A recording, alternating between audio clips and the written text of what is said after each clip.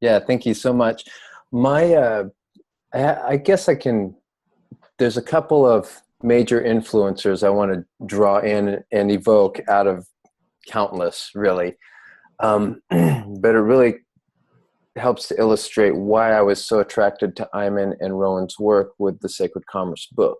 Yes. And that started with my first introduction to Joseph Campbell's work in the early 90s, and particularly with his emphasis on the role of art, the role of artists as being functionaries of a of the society, but really they're creative people. And Joseph Campbell also counted the scientist and the engineer as, part of the people who are creative in nature and contribute to building up society and improving society, and deal with having to come up with creative solutions to the problems that they encounter. And his definition that he gave was that the artist is a mystic with a craft. And he got that from speaking with his wife one day, and she noticed that the path of the mystic and the path of the artist were related. It's just that the artist has a craft, but you don't just stop at the artist in terms of the arts. You can think of anybody who's skilled in developing skills as having a craft. And so the point is how does the subconscious, the superconscious, the extra conscious, the transpersonal, all of these dynamics filter through us and inform what we can do and create in the world? And, there's only so much you can do at the level of the brain, and then your body is a receiver. And the path of a mystic is to train the body and the brain and the heart, all of these to work as one congruent system through which transpersonal wisdom can pass. And not only that, the process of a mystic also raises your resonance so that the flow of synchronicity can be more active through you, and you're more connected. I'm working on a book project right now called The Voice Code, and it's about connecting with your voice with a capital V to be directed through your life. Nice. And all of the things that you have to do in the process of making that connection, the belief structures, the blocks that you might have, all of these little challenges, that's part of the hero's journey of really lining up. And so everything from that point on was, how do I get artists, how do I get creative people in connection with this information? And that eventually led me to the Joseph Campbell Foundation, and I worked with them for 7 years developing their reach and their platform.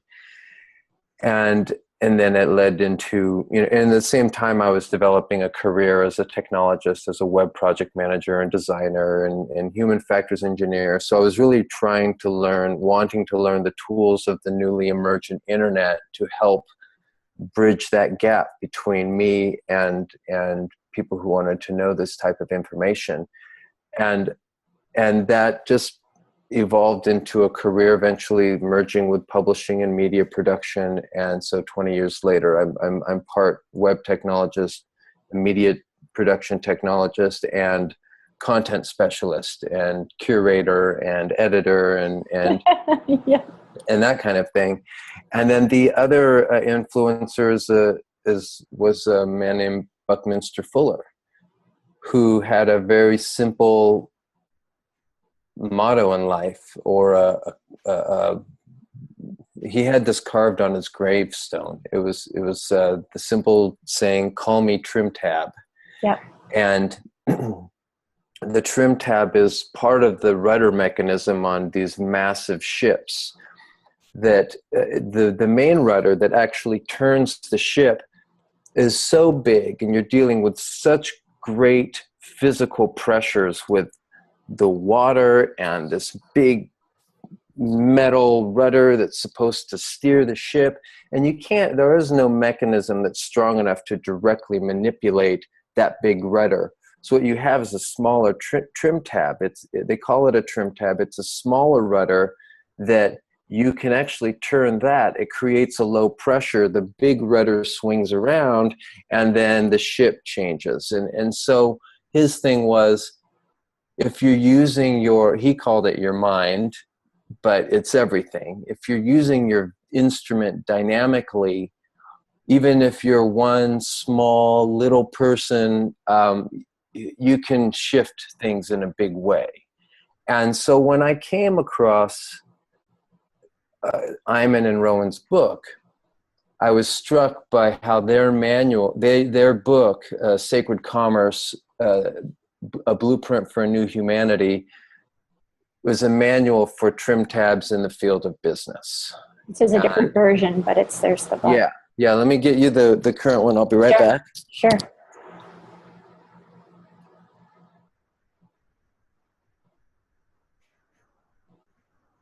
I'll hold mine up. Mine is actually an older version, but it's The Rise of the Global Citizen. And Emmanuel's about to show the new version.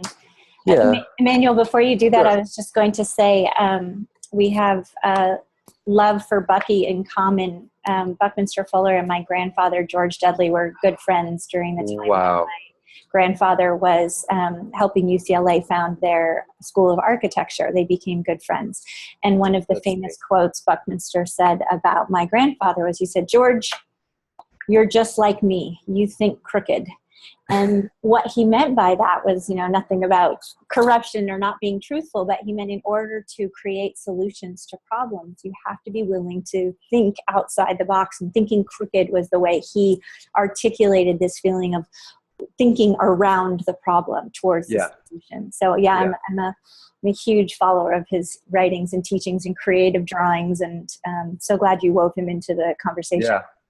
Well, when you're following your voice, the path does look crooked compared to the formula that many of us have been handed about how it's supposed to be done. Exactly. And you can raise a lot of eyebrows in the process, but you're also going to come back with some innovative solutions. Absolutely. And that's the path of the maverick, the path of the creative is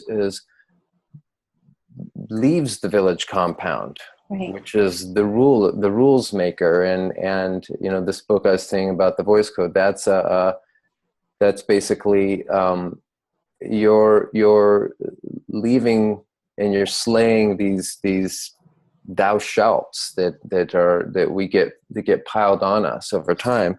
Yep. And so I came on board and helped them produce the second edition of the book.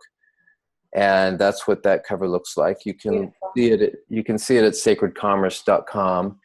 And so, what Sacred Commerce is? There's the book. It presents the concept of sacred commerce, which is there's a definition that they provide in the book, but I'm not going to get into reciting things. It's really about. At one level, it's the commerce of you. How are you engaging with the economy of energy exchange? Is your internal balance sheet, is it balanced, or are you in debt? I think of some of the Taoist concepts of virtue, and they use the word sin, but it's debt. It's this kind of, again, it's this this archetype of a balance sheet of a the angel on one shoulder, the devil on the other. These little things we come up with to express this idea that we need to be in balance. Right. And then there's the other level of sacred commerce, which is regarding commerce when it first emerged in human society as a gift from the goddess, essentially, because what it's employing is instead of raising one's prosperity and abundance through war and conquest, which is the very masculine thing to do, the feminine would engage with the other, create win-win-win situations. The art of negotiation emerges. And even though a lot of people think sacred commerce, that's an oxymoron, commerce actually was a huge step forward. And then over time, it's been corrupted and reduced to this cold exchange of goods and services, when really it's a ritual, and it's a way of creating prosperity and abundance for everyone. And it came out of a tradition that was mystical, that practiced esoteric arts, that worked with clearing out belief systems and visualizing the future and bringing it down into the present through the filter of your beliefs and your blocks, what you feel that you're not worthy of or are worthy of, and all of these things. So we're really blending the craft of business with the craft of a mystic, and hopefully unleashing a really potent what we call global citizens, because it's a global community now. It's not just a series of national communities. It's one global community, and we're trying to wake people up in that realm. Certainly by finding business people that maybe are just ready to pop, and introducing them to mysticism and that kind of deep work, and also finding people that are already well steeped in mystical traditions and working with themselves and saying, well, maybe you're needed out in the business world as well. And quite frankly, it doesn't matter what you do. You have to engage in some form of business, whether you're employed by someone or you're running your own thing. It's just it's another way of rounding out your toolbox. It's so true. Tell us a little bit more about that global stewardship side of things, because I know that you have the connection to sacred commerce and their view of it, but I know it's also a topic you're very passionate about in your own right, what it means to be developing ourselves and developing a fabric internationally of awakened, conscious. Yeah. Well, I can really still turn to the Sacred Commerce book to anchor my own thoughts on this, because they articulate it so well. And it echoes back to ancient Egypt, really. I mean, if you think about it, ancient Egypt seems like a cool thing to tie it all back to, because it's mysterious and magical, and everyone has past lives in Egypt, and everyone was Nefertiti or Cleopatra or Ramses. But just pragmatically, too, our historical lineage really does emerge out of Egypt, and the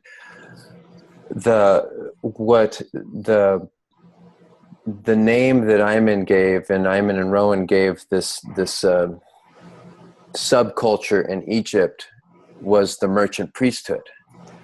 And they were the one, when you were coming up in Egypt and it came time for higher learning, even if you weren't going to be a priest, you would go to the temple to learn. It was like your university. Yeah. And so the merchant priesthood, their responsibility was, how is commerce flowing, the structure of commerce throughout the land. But then they also practiced something called emotional alchemy, which you could say is the highest expression of their mystical path. But without digressing too far on that, the reason I point them out is because they represented a subculture of society that it was their responsibility to be concerned with its evolvement and its betterment. And they tied all of their learning and their mystical teachings and all of their pragmatic teachings into this body of work that, according to Immanuel's work, flowed out of Egypt with the Exodus, held in escrow with the Hebrew people and practiced by the Hebrew people, and then contained in probably the Ark and in Solomon's temple, until it was excavated during the Crusades by the Knights Templar, who then were assisted by Muslim Sufi mystics to understand what they discovered, go back to the Vatican, receive unprecedented rights that start this 200-year era of basically the birth of the first transnational corporation, the invention of the credit system, banking, a lot of these things, and then the creation of the Magna Carta, the seeding of Europe with the mythology of King Arthur and the Knights of the Round Table, so the principles of the virtues of goodness. Yeah. What was happening is you have this. Before they called it the global, or they called it the merchant priesthood and these knights of commerce, and then now what it is the global citizen. I know there is no global nation yet, but the idea is that it's people who feel themselves to be part of a global community. They are skilled and experienced in working across time zones and dealing with people all around the world. And I mean, that is your corporate culture. Yeah. And to completely vilify the corporate world is to be missing out on the obvious tools and network that we have to experience peace at another level. And that will involve individuals that are already somewhat empowered or growing in their development to shift their attitude on, am I doing this for America or am I doing this for the world? And that again ties back to my grounding in Joseph Campbell's work, because what he noticed was that you have all these culture bubbles bumping up and colliding and merging, and that it's no longer the Holy Land as a piece of real estate in the Near East. It's the whole planet, and the chosen people are all of its people, and we start operating within that narrative, and then we're also integrating our own development as mystics with our ability to reach out into the world and communicate and really become bridge builders, instead of trying to be, weird, esoteric, incense burning fringe people. We're part of the mainstream. We're like the merchant priesthood, working behind the scenes to uplift and guide things like trim tabs, each in our own individual right, and shift the world in the direction that we know it can go. Well, and what's exciting is it feels like we're really starting to see the results of the effort at this point. I know there's a lot surfacing in the form of what wants to be changed and tricky political climate is across the world, really. I was about to say in the US, but across the world. But we're also starting to see these conversations crop up all over the place. I was just at a ostensibly very mainstream conference in the Bay Area just a couple of weeks ago, and every single breakout circle I was in had at least 2 or 3 people who would identify themselves as a mystic, if not using that word, using a word similar.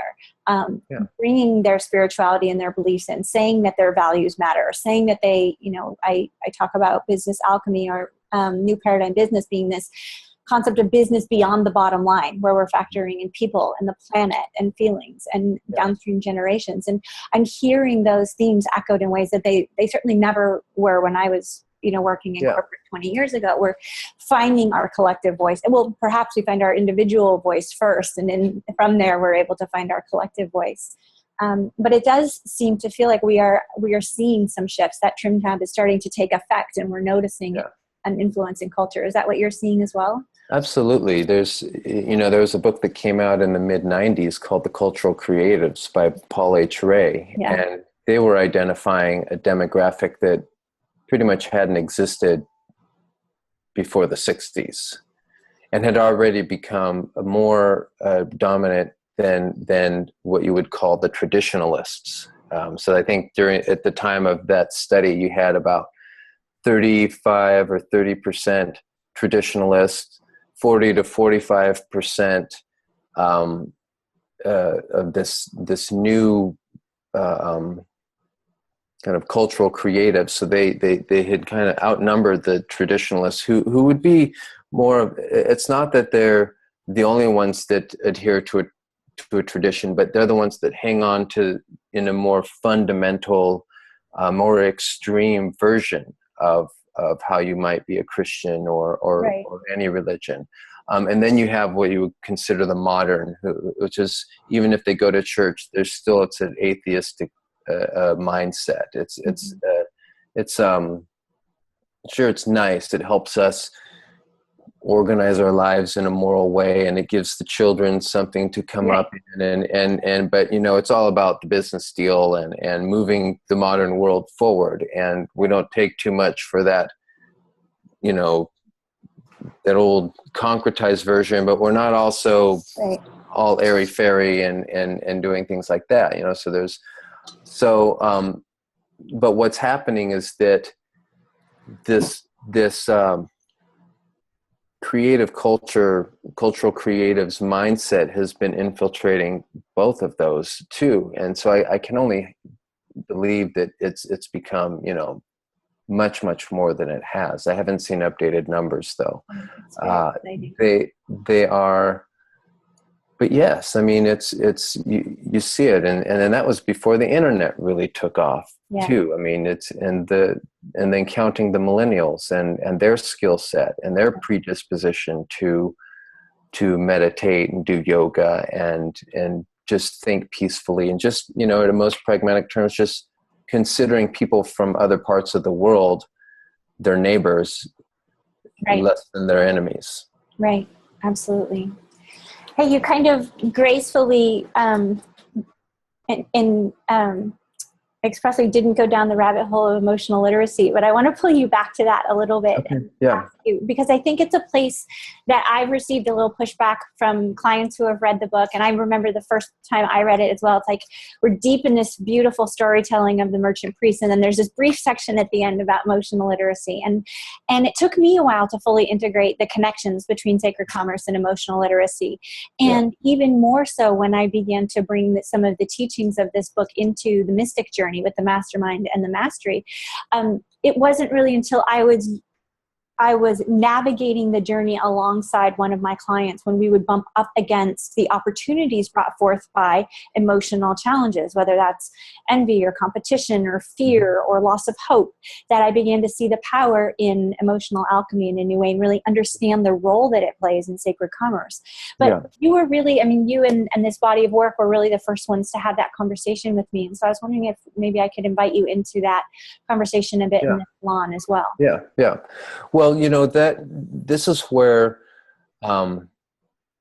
we get into the moving out of the context, the what's the history, why would we want to do it, and then get into what are the tools and techniques by which we fulfill our role as modern day merchant priests and priestesses. And that's, again, that comes back down to this idea of the artist, the creative, being a mystic with a craft, and then saying, well, a mystic with a craft, that's interesting. There's some technical development there. Yeah. There's the technical development around the craft itself, and then there's the technical development around being a mystic. And when you're having a conversation around emotional alchemy, that's the technical discussion around being a mystic. Yeah. And prior to my involvement with Iman, I had already developed a model of approaching the training of creative people into what I call the three pillars of creative mastery, which is receive, realize, and then render. And then to briefly explain, receiving is to put oneself in a place where we can actively access the inspired mind. Or where I heard a director once say, it's where you go and great stuff just gets handed to you. So we call it opening the channel or opening the channel. Yeah. Exactly. You just go there and it's given to you, but it's just given to you, but going there isn't just giving to you in some kind of reliable way. So we need a way of being able to open up those channels to receive that. Yeah. Rendering, which is the other end of the creative spectrum, is the actual technical ability to render that idea. So if you're a filmmaker, you have to know the techniques of writing and filmmaking, everything. If you're a dancer, you have to have spent all that time at the bar and doing the stretches and the exercises and the practice and so on and so forth. Every creative output requires some technical development to be able to render that. Yes. And then realize is what bridges the two. And that's where the conversation around synchronicity, manifestation, clearing out, basically making it so that you can realize that vision that you received so that you can render it. And you look at it as a three-legged stool where all of the legs are the same length and strength. So that, and if you were to remove any one of those, the whole thing would collapse. If you take away the inspiration, then maybe you have the ability to render your vision and you have the ability to gather the team and connect with everybody, but it's uninspired and essentially doesn't land because it comes out of ego. Right. It comes out of the brain, not out of the brain is the local processing unit. The heart space is the internet connection, or the not internet, but internet connection. You take away, you could have great inspiration and you might be able to organize people to get together, but if you actually don't have the skills to create a film, then it's not going to be a good product. Nobody watches it. And then if you have great inspiration and great rendering skills, but you just can't get the flow to happen, then it never comes to fruition. So it requires a calibrated approach to skills development. And the skills in sacred commerce are really anchored in the practice of emotional alchemy. And emotional alchemy has everyone heard of a thing called emotional intelligence or EQ? It's a pretty it's pretty well known, and everyone knows it's a good thing. Well, in the 90s, Immanuel released a book in conjunction with, co-authored with another gentleman. And what Sacred Commerce is the book that he wished he could have written back then, but that was worded far too mainstream. It was called Executive EQ. And what he did was he presented his 4 cornerstones model of emotional intelligence. And the 4 cornerstones are emotional literacy, emotional fitness, emotional depth, and then emotional alchemy. And these are all things that, you're working with all of them your whole life. But if you were to look at it in stages, just give it one area of focus per decade. So let's say the first 10 years of life, we're dealing with emotional literacy. We're in the whole time honoring our emotions and learning how to express them and name them and knowing how to recognize it in other people. And you get this, you just like mathematical literacy or literary literacy, there's emotions require literacy too. And then in emotional fitness, you start using your emotions more. And you could say that, from the age of 10 to the age of 20, you're really engaging with more emotional complexity. You're building stronger emotional muscles, essentially. And then you get into your 30s and you can start creating some emotional depth, some big loves, big heartbreaks, big anger, everything's just kind of, you're going into deeper and deeper places.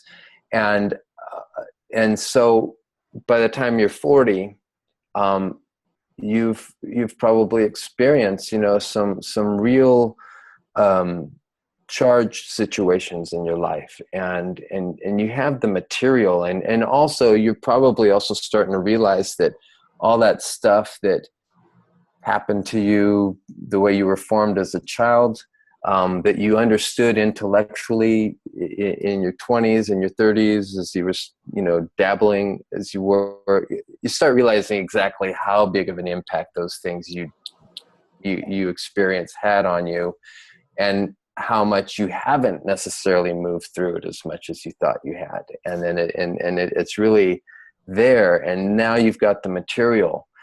And what you're dealing with in emotional alchemy then is not only the more grounded aspects that you experience in typical emotional intelligence, EQ conversations, which is really about, how do we all get along, essentially. Right.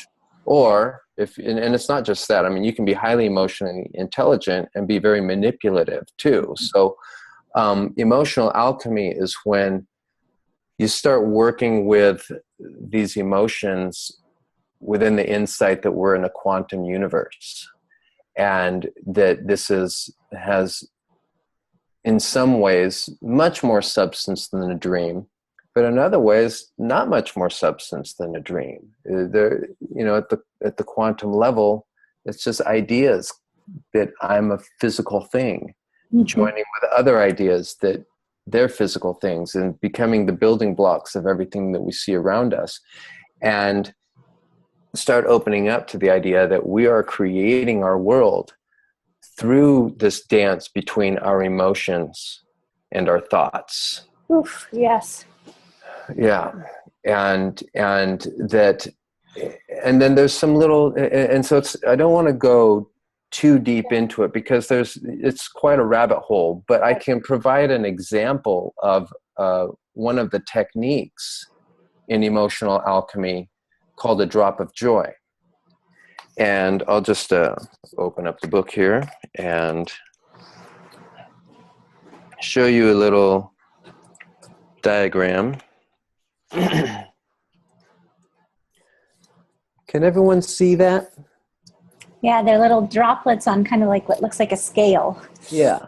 Mm-hmm. Can you read the letter? Is it? It's too hard to read. You probably have to read them off. Okay, good. So essentially, you've got 3 core emotions. I'm assuming everyone's pretty familiar with the chakra system, or they know what a chakra is. Mm-hmm. So you have first, second, and third emotion, or first, second, and third chakras. Mm-hmm.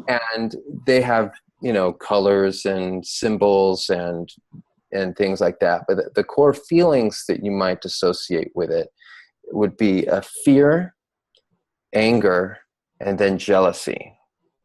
So the first chakra is really about survival. Mm-hmm. The second chakra is about procreation and creativity. And the third chakra is about, now that I've created something, I want to keep it. And I want to make it safe, and it's mine. And on one level, it's the I'm mine attitude. And then at the other level is I want to steward this, and I want to protect it. I want to make sure it's safe. Mm-hmm. And that these are not bad or good emotions. We don't think about emotions in that way in emotional alchemy and sacred commerce. We think of it as either constricted or they're expanded. And for instance, anger is a very focused way of dealing with something that you don't like. And but it might not always be appropriate. You might be conditioned to respond with intense anger towards something where it's really not appropriate, but it needs to be dealt with. So the process of emotional literacy understands anger or fear to come up. Anger is this desire to correct something that's been wrong. It's something that's happened that needs to be corrected. And that's where you get a warrior archetype too. And so it's not good or bad, it's constrictive or expanded. And it's also a messenger.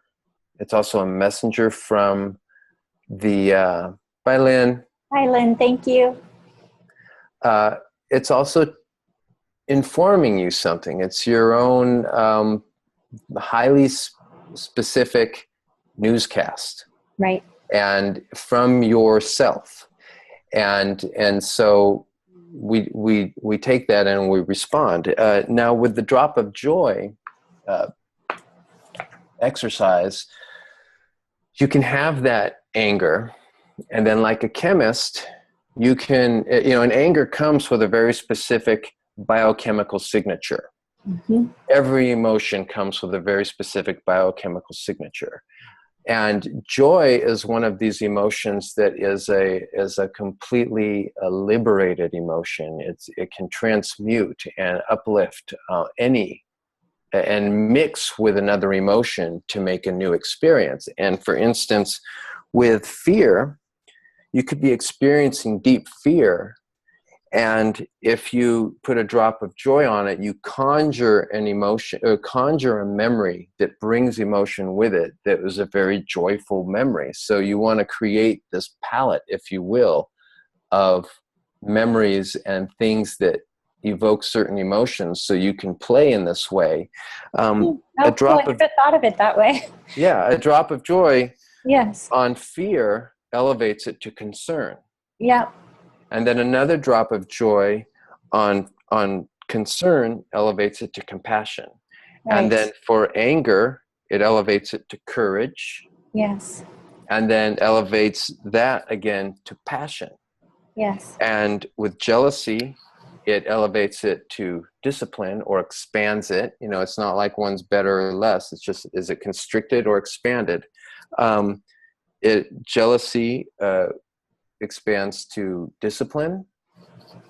Jealousy is, your first reaction to seeing something that triggers jealousy in you. Again, right. This is also a phrasing of language. Did someone make you jealous, or was jealousy triggered from within you? Yeah. That's a message. And you can say, oh, is this mine? Like, Immanuel will use the example of, somebody chatting up his wife at a party. And, who's this guy? Is this mine? Yeah, that's my wife. Get away from her, Right. Or if it's not mine, maybe it's two lovers that are being really affectionate with each other in a cafe, and it's so inspiring, and you get a little jealous, and you say, it's not mine, but it's also telling me this is what I want. This is what I desire. Yes. This is what I desire. Yes. And a drop of joy on that elevates it to discipline. Yes. To work towards that what you want, and figure out ways to get to where you want to be. And another drop of joy on discipline elevates it to grace. Yes. And the ability to receive what is truly yours. I love it. I have a model in the Mystics Mastery that is the alchemy of envy. And I haven't thought of the role in grace in that life cycle, but it makes a lot of sense. And it is this key pivot point when you can remove yourself from the thing that is theirs that you desire into the focused energy. I call it the focus point on intention, which brings us back into the manifestation life cycle, because then we can get so clear on the thing that we desire. Yeah. I just want to underscore, since people don't hold the picture in front of them, so again, just to underscore what was just said. So take, for example, fear at the first chakra, at the lower chakra. We know that this kind of, I'll call it a shadow side maybe of, or constricted is the word Immanuel is using around that emotion being fear. I love how joy. Well, I'm not using it as interchangeable. It's, because there is shadow in all of this. Okay. Too. Okay. It's not the same thing. It's just because you can have a shadow expression of anger.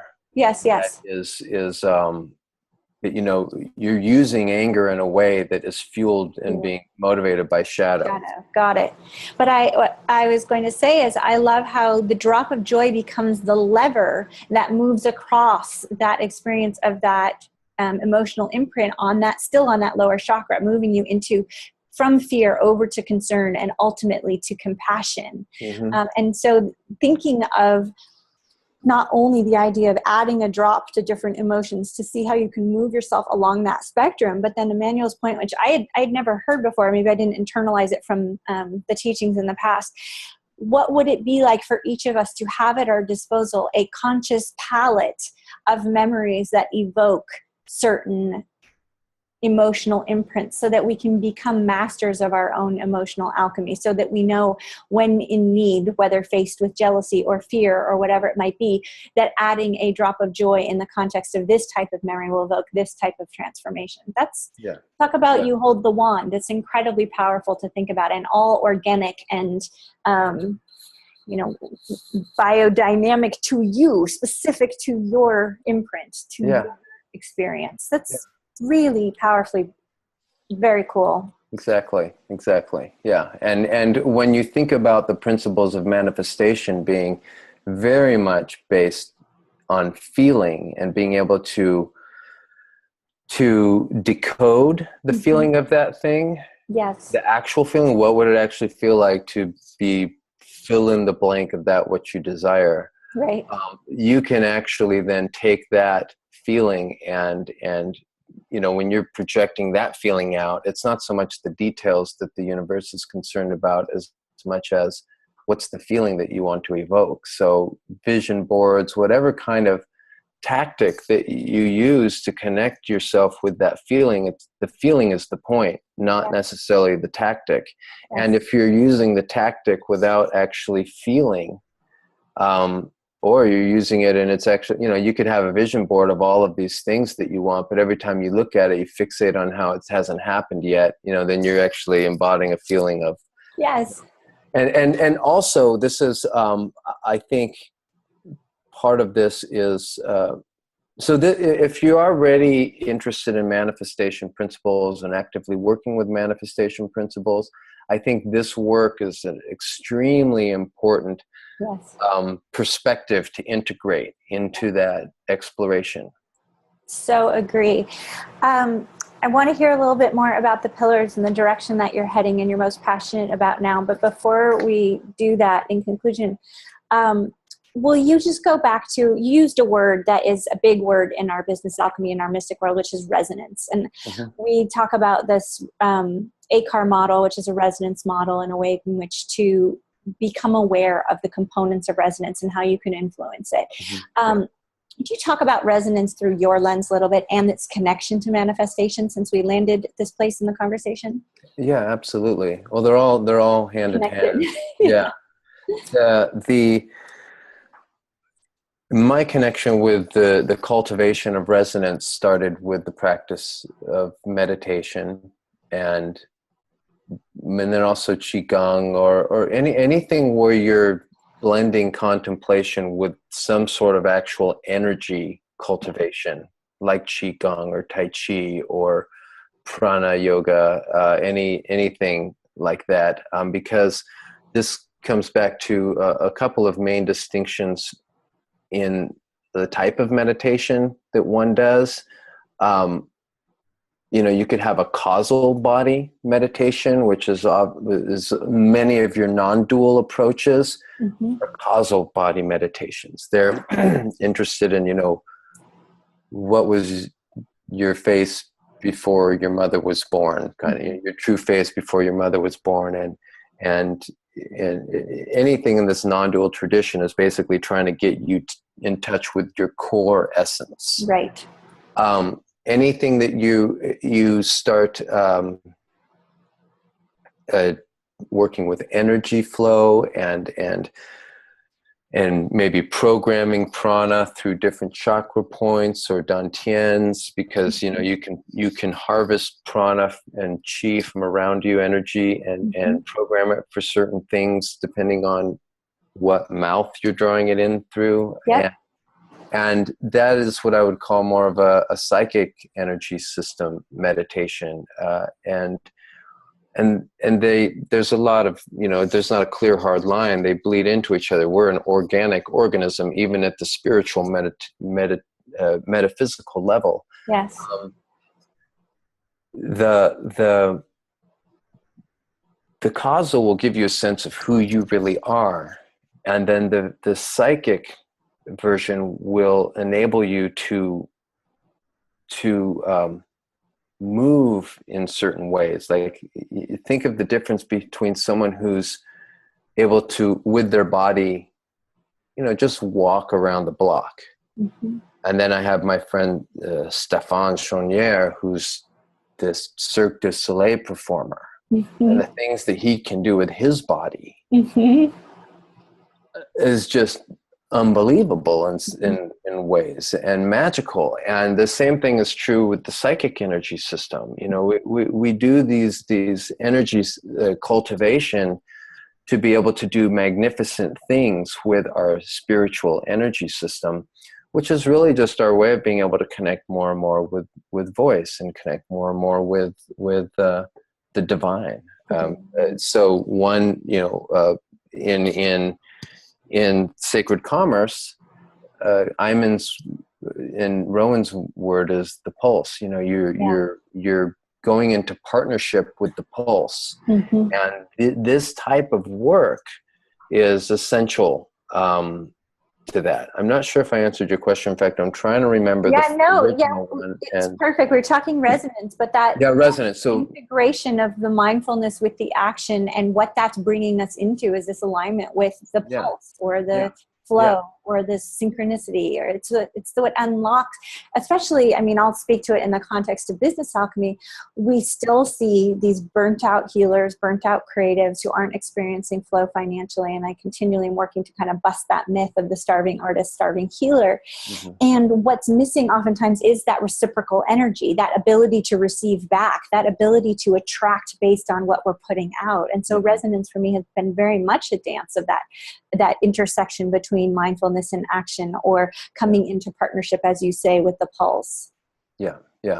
And like what you're doing with changing belief systems, but then also a lot of these things is a technical discussion around the tools of business. Right. Too. I mean, I think people get very skilled in, you know, their practice as a healer or an artist, and they're just very undeveloped. Yes. In the technique of operating a business, and more than that, they might even reject it, or think that, have it in their belief system that people like that are stifled or uncreative, or too much in their brain, and then I'm more in my heart, and I'm, you know, and there's this deliberate, you know, so maybe you need to find some partnerships, and then also I always think, you know, to me, it's always a good conversation to have a real grounded conversation around relevancy and where you are in your skills as a healer. Mm-hmm. You know, there are there's such a gradient of a development arc that requires in any career path. Mm-hmm. And if you've only been to, you know, a few Reiki classes and some meditation, or you know, whatever. I mean, it's, you can't just think that you're going to go out and start a business, and people, you know, I mean, basically there's no rules around it, but you have to be competent and you have to be relevant. Yes. And people pay lots of money for competent and relevant. Yes. And so that's and so the inquiry, the self-inquiry, and checking of entitlement at the door. Yeah. It's everybody's hustling, and that's just as true for the people in the spiritual world that are actually making a living raising consciousness in these ways. You know, there's no free lunches, there's no outs, you know, everyone has to contribute. Yeah, like Marshall McLuhan said, there are no passengers on spaceship Earth. We are all crew. I love that. It's true. Yes, we talk a lot about chop wood, carry water. Keep going, even while we're enjoying the spiritual side of what we're doing, and also allowing for the ease and grace along the way. Yeah. Tell me what you're most excited about right now, vis-a-vis where you sit and the work that you're doing, and then tell us where people can find you to learn more about your work. My website is immanuelotto.info, IMMANUELOTTO.info. And that's the easiest way to just get a sense of who I am and what I'm doing. What's really exciting to me right now is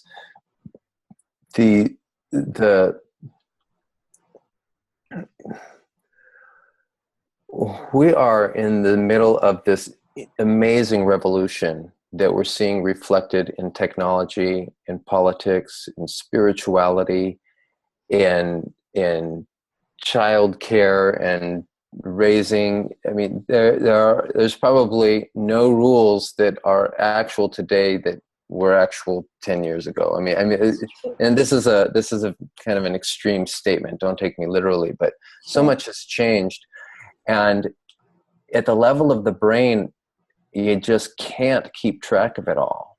There's no way that the brain really has to step into service of connection to moment instruction from the higher self, from the pulse, from the voice, all of these different analogies. And what's amazing is there's this process of achieving revolution, which is pretty simple. It's raise awareness, develop critical mass, take meaningful action. Yeah. And what we've done is we are hitting critical mass with people who are aware of this process of connecting with their true self and letting the brains, be the brain. Mm-hmm.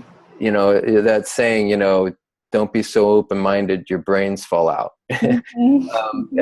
And now people are actually being moved by spirit. Yes. They are being guided by their voice.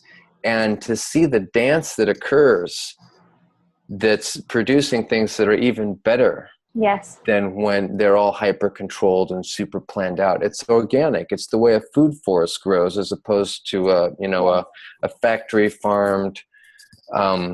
chicken in isolation. Versus, absolutely. And those models, those permaculture models, can be managed with technology and science and all of that. It's not this, we all need to just give up all of our clothes and our houses and go live in farms and houses we made out of mud. I mean, some people like that, but the principles of science and culture and permaculture or science and technology and permaculture can blend beautifully. Yeah. And the model of a food forest, where it's all kind of self-cultivating and providing for the people. That's what's happening now in terms of our whole planet, and thank God for the internet and progress in spiritual development and teaching. It's incredible. That's what excites me. Oh, thank you so much. Well, those things excite me too. It feels like magic on an exponential level when we start to see people being guided by, the pulse or the voice, and how that weaves, talk about the grand design. It's just, it's beautiful. So I want to thank you so much for joining us and being a part of this conversation. We will definitely include link to your website and your blog. Great. In fact, I've been dropping your blogs in as I find them, and I really want to invite you to please bring them forward as well. We're a warm and eager audience for Lens on the World. Great. Thank you so much. And if you have any questions, just drop a note on the, any questions that lingered from this, just drop a note on the forum on my site and I'll get it. Would love that. Yes. Respond. I'd be happy to field questions as well. We bumped right up into our time here, but any questions that want to percolate through. We have a lot of creatives and healers and entrepreneurs on this call, so I'm sure a lot of this landed. And I just want to underscore again, for those who are listening to the replay or listened or will revisit it, be looking for the commonality in language. There may be differences in the ways in which we attach meaning to some of these words, but these are truths that are coming through more and more. The concept of the modern mystic, what it is to build bridge and be bridge walkers, and the whole language of being a bridge. The idea of resonance, of emotional alchemy, of alchemy in general, permaculture, this word dance you've heard us use in many different ways to try to describe what's going on. The prisms, again, keep coming up. So thank you again for bringing your lens into this and sharing the history and the story and your wisdom. I do encourage everyone to reach out. Immanuel has amazing projects going on and does take some private clients and projects as well. So I really encourage you to find yourself in his circle. And thank you, Immanuel, so very much. Thank you for having me here.